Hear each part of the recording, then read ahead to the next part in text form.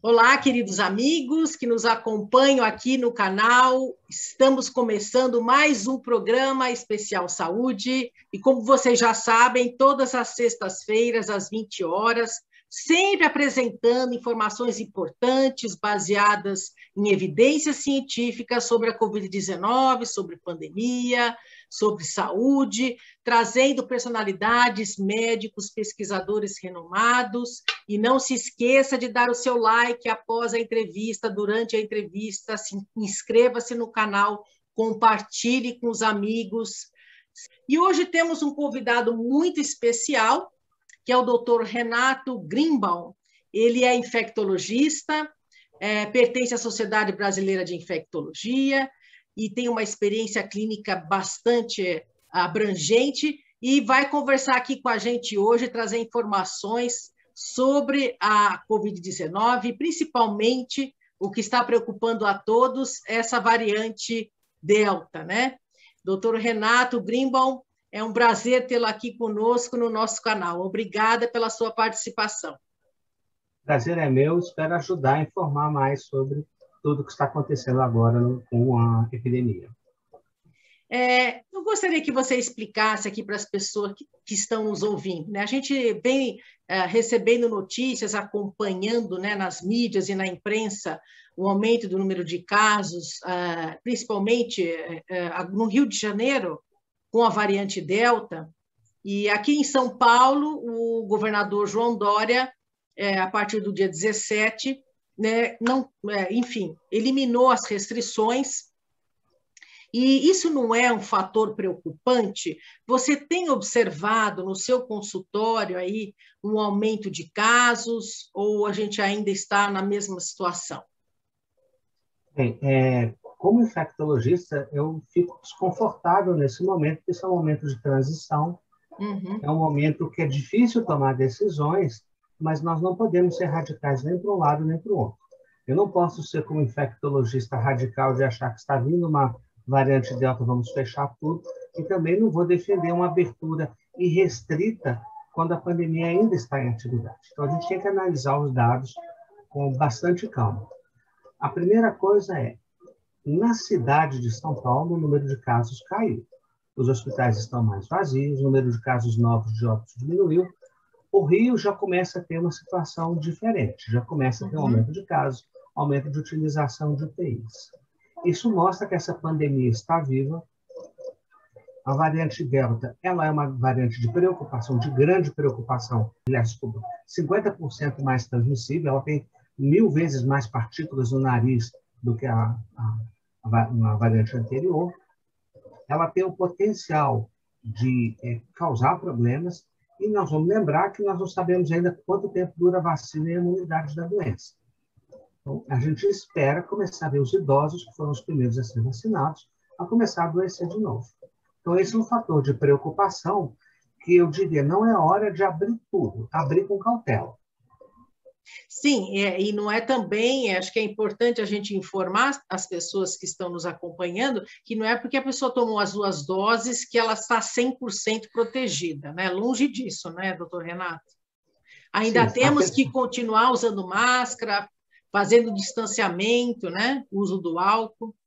Sim, esse é que é o ponto que eu acho que é o equilíbrio que o Brasil ainda não soube. O Brasil entrou numa polarização irracional, ela desprezou em muitos momentos os aspectos científicos e priorizou os aspectos políticos, que no caso a gente discutiu, eu sou médico, eu quero discutir a saúde das pessoas, mas o que é muito claro é que temos que retomar atividade, não podemos ficar fechados com a economia fechada por 2, 3 anos e deixando as pessoas desempregadas, com fome.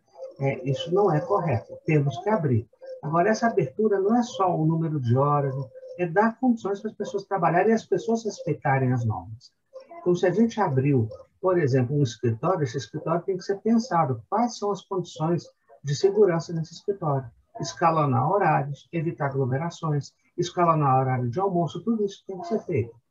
Da mesma forma, um bar abriu, a questão não é tão importante o horário, mas o dono do bar, e se o dono do bar não segue, eu acredito que as autoridades deveriam ser mais duras, e não são, não deveria permitir que as pessoas ficassem aglomeradas. Nós tivemos um jogo de futebol essa semana, onde a gente viu pessoas aglomeradas e sem máscara. Então, deveria haver normas para essa abertura, permitir a economia funcionar, mas com normas de segurança. O que a gente vê é uma abertura, um descontrole, até um desprezo para essa pandemia no final, e pode não acontecer nada. Eu torço sinceramente para que não aconteça nada de coração. Mas nós estamos abrindo as portas mais uma vez para o pior. Nós fizemos isso em março desse ano, fizemos isso no ano passado, nós acreditamos que estaremos protegidos por sermos brasileiros. Não, ninguém no mundo está protegido. Inclusive, foi feito um estudo agora, né, por pesquisadores da Unesp, USP, e eles verificaram que em setembro é possível que haja um aumento expressivo do número de casos em São Paulo, né, dessa variante Delta. Então, já existe essa projeção, né, que vai ter um aumento bastante importante. Então, eu acho que o que você está dizendo é super importante para quem está nos acompanhando aqui, que a gente realmente não pode baixar a guarda, né? Não é momento de flexibilizarmos de uma maneira descoordenada, né? Fazendo uso de máscara, sim, fazendo distanciamento, porque a situação ainda não está sob controle. Então, é um momento ainda de preocupação. E, principalmente, né, doutor Renato, com essas mudanças de tempo, né, que a gente vem observando nos últimos meses, nas últimas semanas, um dia está muito quente, outro dia está muito frio, muitas pessoas têm apresentado quadros gripais. E isso confunde bastante com a Covid-19. Será que eu estou com Covid? Será que eu peguei Covid, né?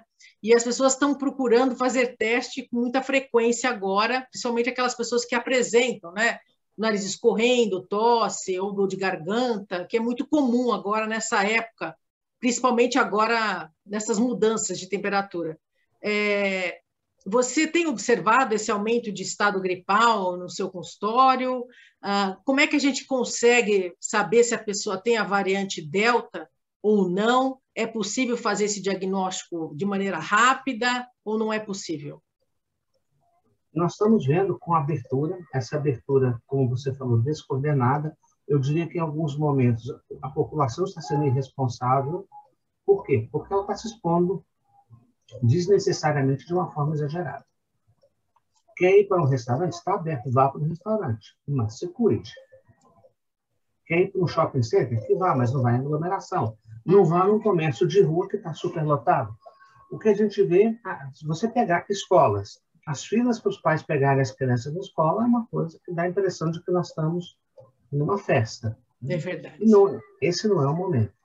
O que a gente vê é que todas as infecções estão voltando. Nós estamos vendo já um aumento do número de casos de diarreia, de resfriados. E a gente tem que ter uma cautela, porque todos os exames são limitados. Todos. Nem o exame de hospital, nem o exame de laboratório, nem o de farmácia são exames perfeitos. Eles podem ter resultado falso negativo, falso positivo, e as pessoas estão se informando por mídias sociais de uma forma não sistemática, sem consultar e pegando as informações picadas. Na verdade, o diagnóstico de qual é a infecção, se é a variante, não é do médico. Né? A gente precisa ainda do auxílio do médico nisso tudo. E a variante, a gente tem uma dificuldade, porque os testes para determinar se é uma variante Delta ou outra, porque é natural que surjam mais variantes, esse é um diagnóstico que o Brasil tem investido muito pouco em ciência, o Brasil investe muito pouco em saúde. Na verdade, nos últimos anos, a gente tem visto um desmonte de toda a área científica de saúde de uma forma que eu acho assim, irresponsável e sem sentido. Lamentável, né? Muito lamentável. E nós precisaríamos ter testes muito específicos que não são feitos na rotina, não são feitos na nossa rotina, que é o sequenciamento para saber a variante. A gente faz isso, na verdade, isso é feito por laboratórios de referência num número muito limitado de casos. Nós não conseguimos, na nossa prática diária, determinar se é uma variante que está causando a doença daquele indivíduo. Quer dizer, não existe um sintoma gripal que é específico ou que é mais comum das pessoas que apresentam a variante Delta, diferente da Alfa, por exemplo?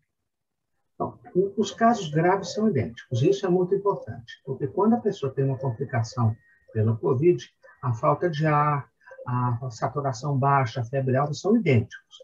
Nos casos mais leves, existem pequenas diferenças, que muita gente achou que fossem grandes, mas são pequenas. A perda de olfato e paladar é menos frequente na variante Delta.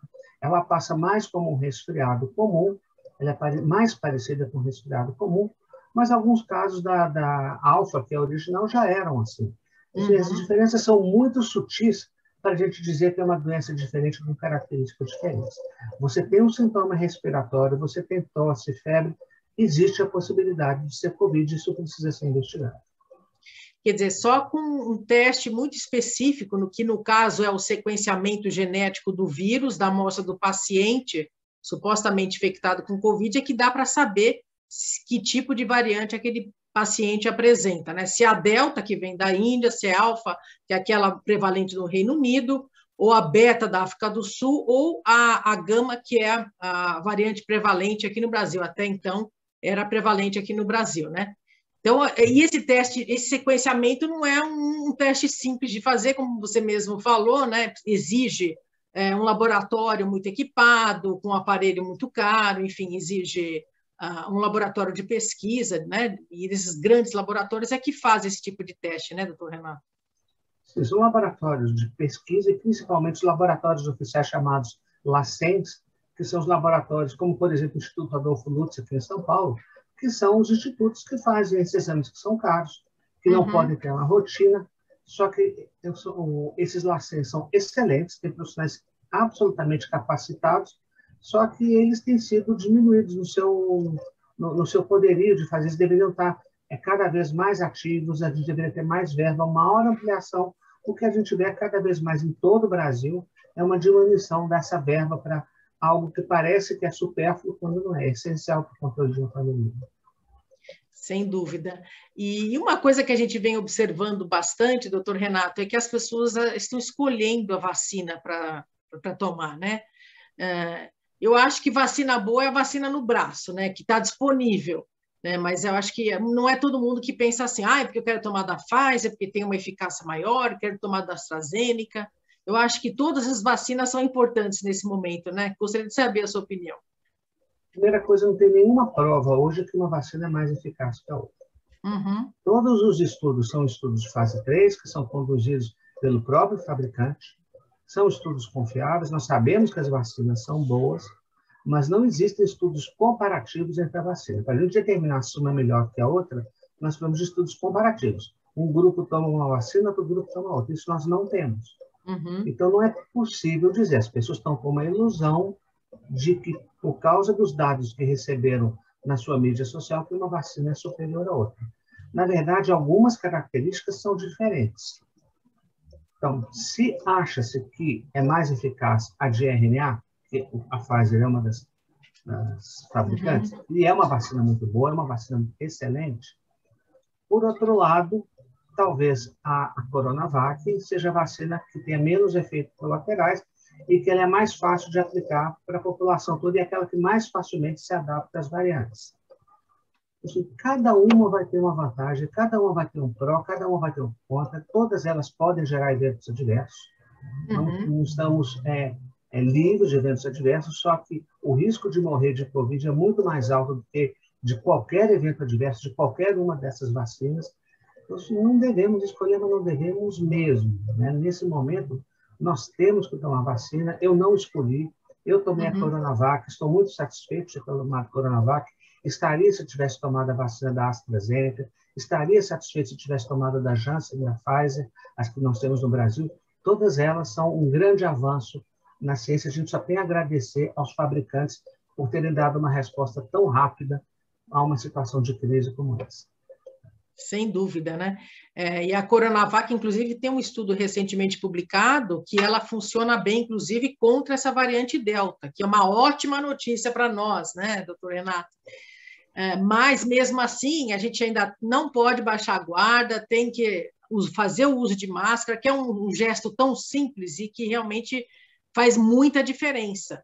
Porque o que a gente até soube agora também do estudo feito pela Universidade de Oxford, viu que a eficácia da vacina da Pfizer e da AstraZeneca contra a variante Delta ela diminui após 90 dias da segunda dose, né? Por isso que Estados Unidos e Israel estão dando agora a terceira dose dessas vacinas.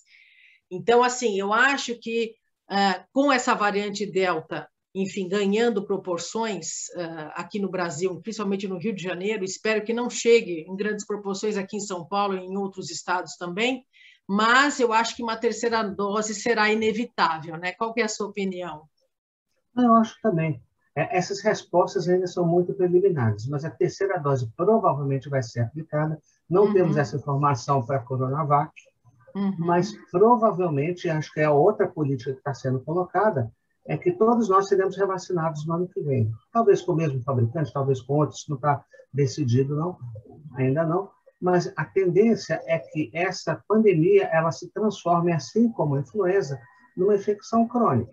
Ou seja, nós vamos conviver com ela na comunidade, ela vai afetar de forma grave, assim como a influenza, e não só a H1N1, como qualquer influenza, vai afetar mais os idosos, as pessoas com fatores de risco, e como os variantes, eles são naturais, é um fenômeno natural de qualquer ser vivo desenvolver variantes, nós vamos ter que tomar vacina provavelmente anualmente.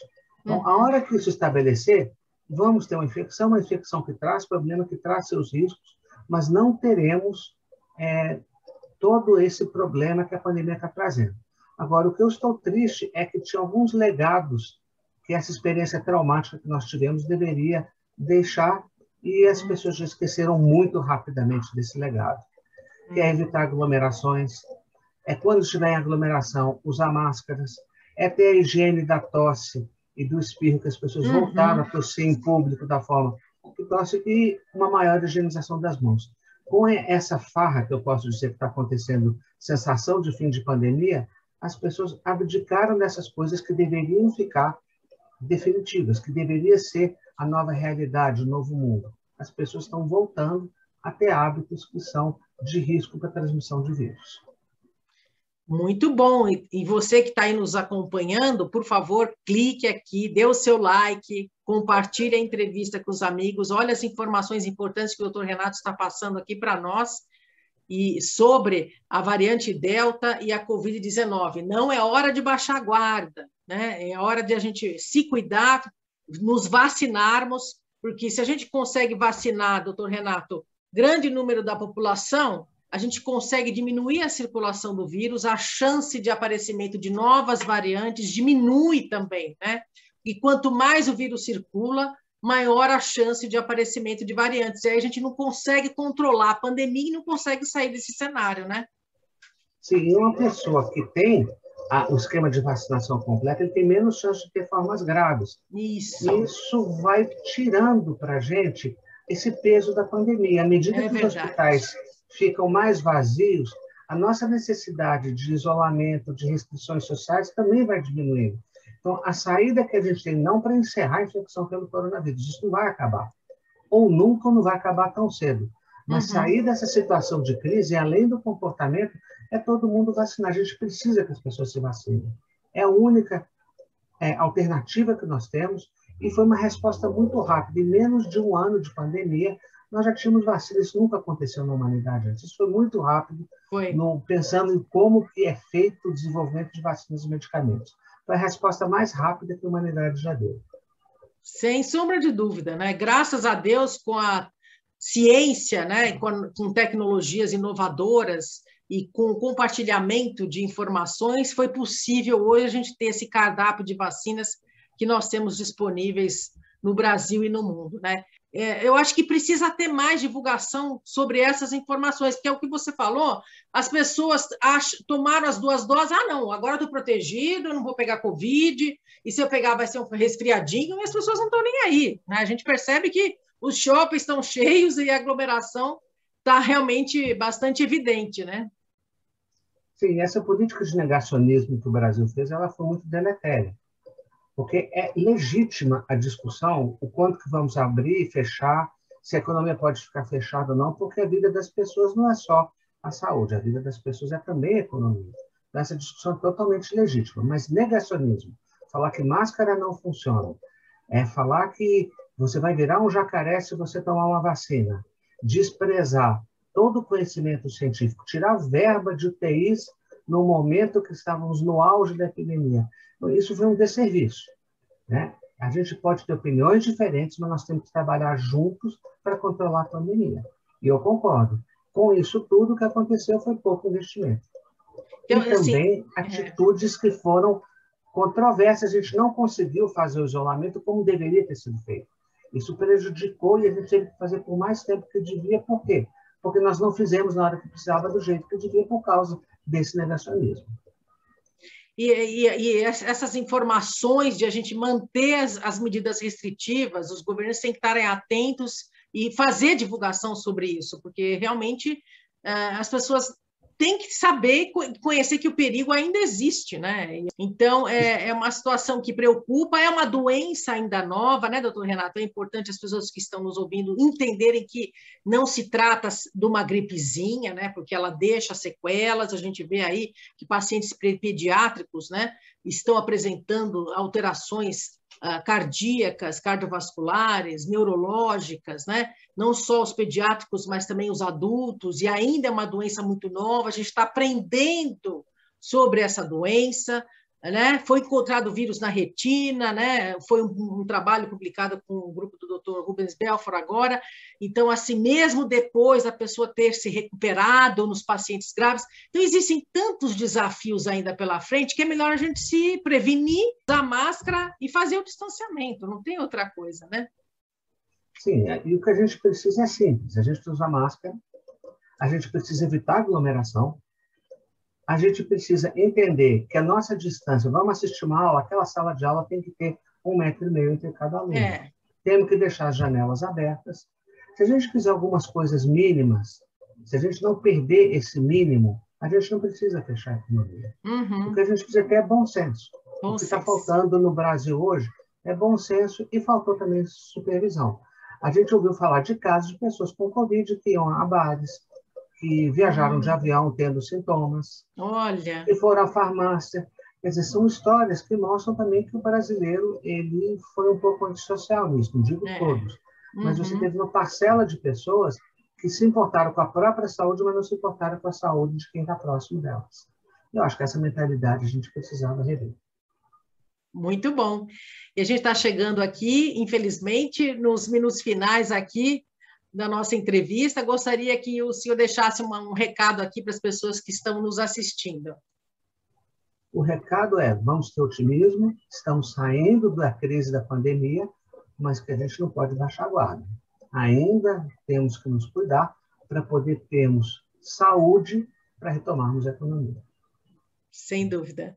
Olha, doutor Renato, queria agradecer muito a sua participação aqui com a gente.